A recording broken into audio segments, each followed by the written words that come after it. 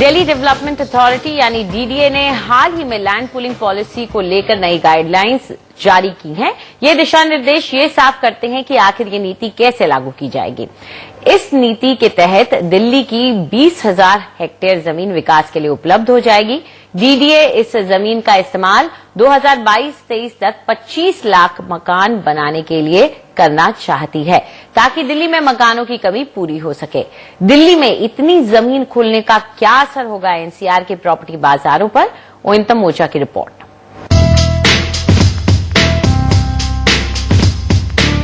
DDA का इरादा है कि मकान बनाने की मुहिम के पहले चरण में निजी बिल्डरों के साथ मिलकर वो आर्थिक रूप से कमजोर लोगों के लिए 50,000 और आम वर्ग के लिए 25 लाख घर बनाएगा।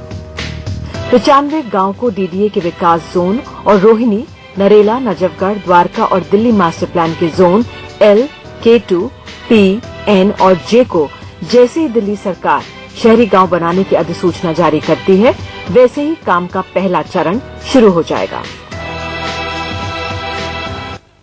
दिल्ली की प्राइसेस में काफी हद तक गिरावट आने वाली है इन एरियाज जब ये अर्बनाइज हो जाएंगे और लॉन्चेस होंगी। बिकॉज दिल्ली में जैसे कि आप रोहिणी एरिया ले लीजिए, वहां पे 3-4 लाख 5 लाख रुपए गज की जमीन है, और इसके सामने ही जहां पे अब ये अर्बनाइजेशन होने वाली है और लाइसेंसिंग हुई है, वहां पे आपको 25,000 रुपए गज में जमीन मिल जाएगी। तो एक लेवल पे ये 3 लाख नीचे आ जाएगा और ये 25,000 ऊपर चला जाएगा, तो मे बी शायद 1 लाख रुपए गज पे सेटल हो जाए। अब प्रॉपर्टी में निवेश करने वालों को ये समझना है कि इस बात का नोएडा और गुड़गांव जैसे बाजारों पर क्या असर पड़ेगा। एनसीआर के इन बाजारों के फलने फूलने की एक बड़ी वजह दिल्ली में मकानों की कमी थी। पहले से ही इन दोनों बाजारों में मांग से ज्यादा मकान बने हैं जो बिक नहीं पाए। जेएलएल इंडिया के हिसाब से 31 मार्च को नोएडा में 1,07,000 और गुड़गांव में 24,000 मकान उपलब्ध थे।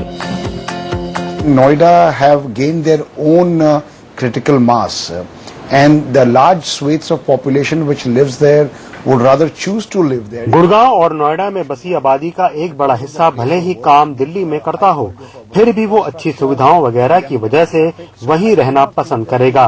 Land pooling, which will create a lot of housing stock in Delhi, would really have any significant impact on Noida or Gurgaon. Impact on Gurgaon and Noida would be really that, Gurgaon is and Noida both established markets. It already has the infrastructure. There are offices. Gurgaon और नोएडा में इतना असर नहीं होगा क्योंकि यहाँ अस्पताल, school, offices आदि हैं। 30 साल से इन इलाकों का विकास हुआ है, तो फौरन कोई असर नहीं पड़ेगा, लेकिन आगे घरों के दामों पर लगाम लगेगी। So I don't see any immediate impact on these two markets. However, in the long run, the supply coming in these areas, wherever the new supply would come in, will keep prices under check in NCR region. हालांकि अभी तक तो सब ठीक चल रहा है, पर दिल्ली सरकार और केंद्र के बीच चल रही अधिकार की लड़ाई से बात बिगड़ सकती है। डीडीए केंद्र सरकार के तहत आता है और जिन गांव में लैंड पूलिंग होनी है वो दिल्ली सरकार के दायरे में आते हैं। ये जो लड़ाई चल रही है कॉन्स्टिट्यूशनल प्रोविजंस की या रूल्स की, ये सोल्यूशन इसमें नहीं है। ये सोल्यूशन पॉलिटिक्स में है, ये पॉलिटिकल प्रॉब्लम है और पॉलिटिकल सोल्यूशन ही ढूंढना पड़ेगा। वैसे अभी काफी कुछ करना बाकी है। दिल्ली सरकार की अधिसूचना के बाद डीडीए को जमीन के सौदे की ऑनलाइन अर्जियों के लिए सॉफ्टवेयर बनाना होगा और ज्यादातर क्षेत्रों के लिए खसरा आधारित नक्शे बनाने होंगे।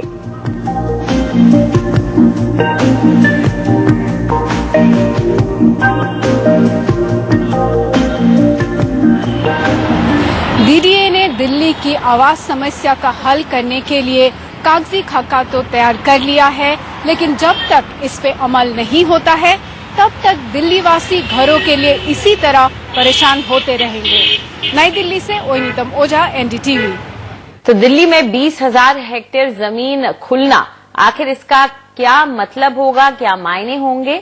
इस पर चर्चा करने के लिए हमारे साथ मौजूद हैं राजेश के गौरी, जो कि वीपी सेल्स एंड मार्केटिंग है होमस्टेड डेवलपमेंट कॉर्पोरेशन के, और रमेश मेनन, जो कि डायरेक्टर हैं सर्टिस रियल्टी लिमिटेड के और लैंड एक्सपर्ट हैं। आप दोनों का बहुत शुक्रिया हमारी इस चर्चा में जुड़ने के लिए। तो रमेश, शुरुआत आपसे करते हैं। इस वक्त जो गाइडलाइंस आ गई हैं, क्योंकि लंबे वक्त से आप यही कहते आ रहे थे कि अभी इस लैंड पूलिंग की पॉलिसी से दूर ही रहें लोग, जहां पे लैंड पूलिंग के नाम पर मकान बेचे जा रहे हैं वहां से दूर रहें, क्योंकि गाइडलाइंस नहीं है। लेकिन इन गाइडलाइंस के आने का क्या मतलब है? अब देखिए, इन गाइडलाइंस के आने का ये मतलब है कि लैंड पूलिंग पॉलिसी जो है सन 2013 में नोटिफाई हो चुका था, पर उसके जो ऑपरेशनल गाइडलाइंस है, ये कार्यान्वित कैसे होगा, लैंड को कैसे पूल किया जाएगा, किस रूपरेखा में जमींदार या लैंड ओनर उसको डीडीए को पेश करेगा, ये सारे गाइडलाइन जो हैं अब तय हुए हैं। गत सप्ताह ही इसको नोटिफाई किया गया है। तो ये जो एक मेजर अड़चन थी वो साफ हो गई है। दो चीजें और आपने जिक्र किया, जिसमें आपने कहा 25 लाख मकान और करीब 25,000 हेक्टेयर। तो 25,000 हेक्टेयर का डेवलपमेंट तो इकट्ठे नहीं होगा। हालांकि इंफ्रास्ट्रक्चर के तौर पे सबसे डीडीए को सारी जमीन इकट्ठी अगर मिलती है या कम से कम 60% मिलती है तो सेक्टोरल प्लानिंग करेंगे। तो ये फिर भी हमारी समझ से 1 से 1.5 साल का प्रोसेस है। पर आज अगर कोई निवेशक है तो वो आज भी लैंड में ही इन्वेस्ट कर रहे हैं। वो पहले लैंड लेंगे, फिर वो सरकार को या डीडीए को लैंड सरेंडर करेंगे, और उसकी मियाद भी तय कर दी गई है ऑपरेशनल गाइडलाइंस में कि 6 महीने तक वो लैंड को इकट्ठा करेंगे, फिर उसके 3 महीने बाद सेक्टोरल प्लान्स ड्रॉ करेंगे, फिर उसके 6 महीने में वो फाइनल जो प्लॉट है रीअलॉट करेगी लैंड ओनर को। तो अब भी ये प्रोसेस कुछ धीरे ही है, पर मैं समझता हूं ये मेजर जो अड़चने हैं वो खत्म हो गई हैं, और अब जो है चाहे वो जमींदार हो या लैंड ओनर हो, वो अपने लैंड एसेट को मोनेटाइज कर सकते हैं। और इन्वेस्टर जो है अब जो एलिमेंट ऑफ पंट कहते हैं जिसको, वो इस पॉलिसी में से खत्म हो गया है। जी, चलिए, एक बात तो साफ हो गई है कि अब इंतजार खत्म हो गया है। अब जो इंतजार करना होगा वो ये कि कब तक डीडीए ये लैंड लेती है और उसे डेवलप करती है। लेकिन राजेश जी, जो पैसा लगाते हैं इंडिविजुअल इन्वेस्टर्स होते हैं, वो खबरें सुनते रहते हैं और उसके हिसाब से अपना इन्वेस्टमेंट करते रहते हैं। यहां रमेश कह रहे हैं कि अभी ऐसे इन्वेस्टर्स मकानों में इन्वेस्ट नहीं कर सकते, लेकिन इसका असर मार्केट पर पड़ना शुरू हो जाता है क्योंकि खबरें आने लग जाती हैं। तो आपको क्या लगता है, क्या जो बायर एनसीआर की तरफ जा रहा था, जहां आप लोगों के प्रोजेक्ट्स हैं या दूसरे डेवलपर्स के प्रोजेक्ट हैं, अब वो ये सोचेगा कि दिल्ली में ही क्यों ना लिया जाए? देखिए, जहां तक बायर का सवाल है, वो अभी इस लैंड पूलिंग पॉलिसी के अंतर्गत जो मकान डिलीवर किए जाएंगे, जैसा रमेश जी ने भी कहा कि करीब 25 लाख आपने मेंशन किया, 25 लाख मकान इसमें इस पॉलिसी के तहत दिल्ली गवर्नमेंट ने बनाना तय किया है, डीडीए ने बनाना तय किया है। तो इन मकानों को डिलीवर होने में, बनने में अभी आने वाले समय में कम से कम 6 से 8 साल का समय लगेगा, और उससे ज्यादा समय भी लग सकता है, क्योंकि इतनी सारी लैंड को इकट्ठे डेवलप करना किसी भी एजेंसी के लिए, किसी भी इतने बड़े इंफ्रास्ट्रक्चर को डेवलप करना इतने कम समय में इतना आसान नहीं होता है। और जो बायर्स, जो इन्वेस्टर्स आज की तारीख में मकान देख रहे हैं, मेरी समझ से इन द लॉन्ग रन ये जो लैंड पुलिंग पॉलिसी है, इसका दिल्ली एनसीआर के ऊपर डेफिनेटली एक पॉजिटिव इम्पैक्ट आएगा।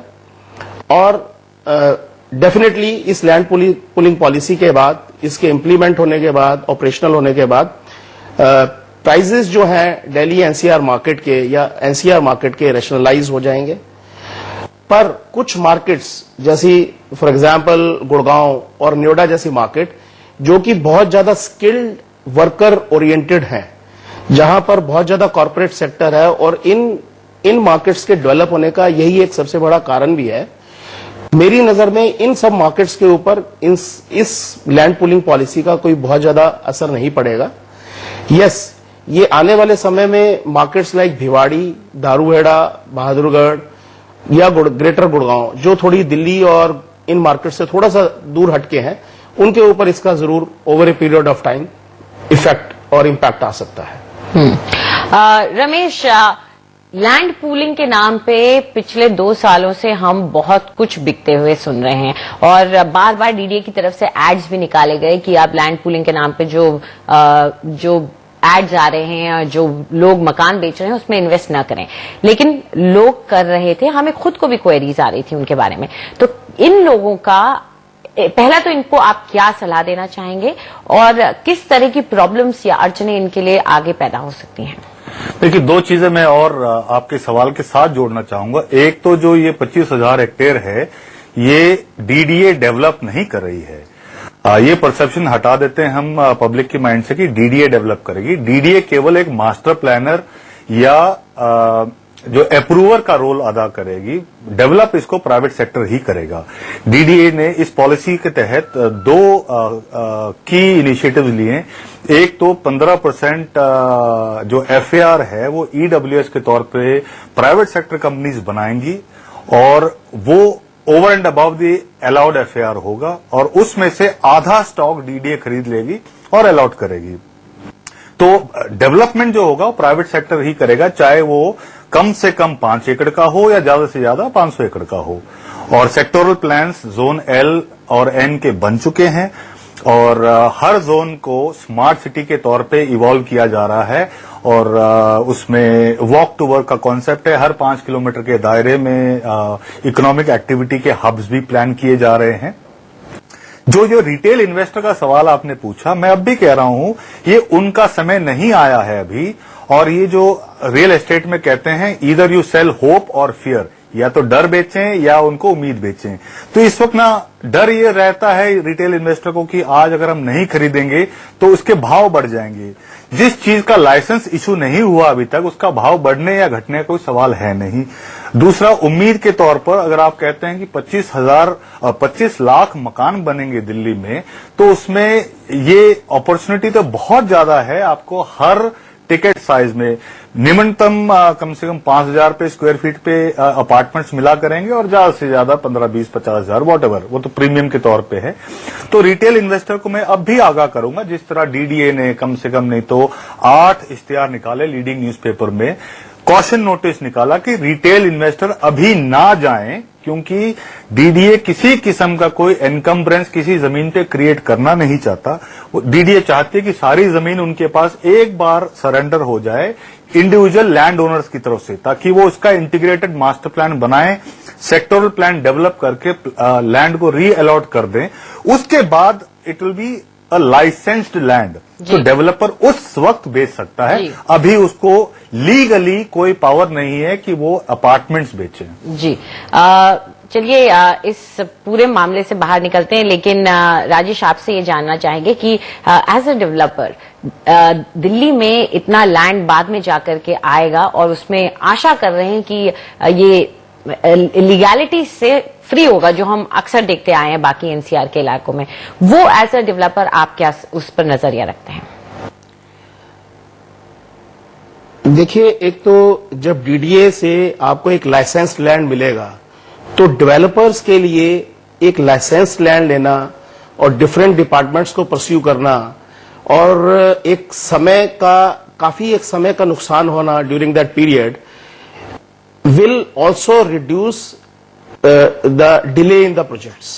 जब आपको आज कोई भी प्रोजेक्ट अगर आप लॉन्च करते हैं, कोई भी चीज आपको उसकी जब कंस्ट्रक्शन स्टार्ट करते हैं उससे पहले आपको बहुत सारे अप्रूवल्स लेने होते हैं और उन सब अप्रूवल्स के लिए आपको एक डिफरेंट डिपार्टमेंट से बहुत सारा समय लगता है। जब आपको एक लाइसेंस्ड लैंड अवेलेबल रहेगा जिसमें एक क्लियर कट डिफाइंड आपका इंफ्रास्ट्रक्चर प्लान है, एक पूरा का पूरा मास्टर प्लान डिफाइंड है, तो डेफिनेटली ये डेवलपमेंट प्रोसेस को काफी फास्ट करेगा और डेवलपर्स के लिए ये एक अच्छा न्यूज है, which will be overall will be benefiting all the consumers and overall interest of the developers and everybody as a whole. जी, चलिए आप दोनों स्टूडियो में आए उसके लिए बहुत बहुत शुक्रिया आपका, लेकिन हम साफ कर दें अपने दर्शकों को, लैंड पूलिंग पॉलिसी का फायदा दिल्ली को बहुत होगा, सभी को होगा, लेकिन अभी आप इंडिविजुअल बायर्स जो हैं वो किसी मकान जिस पे लैंड पूलिंग का ठप्पा लगा है या टैग लगा है उसको खरीदने से बचें। फिलहाल वक्त एक छोटे से ब्रेक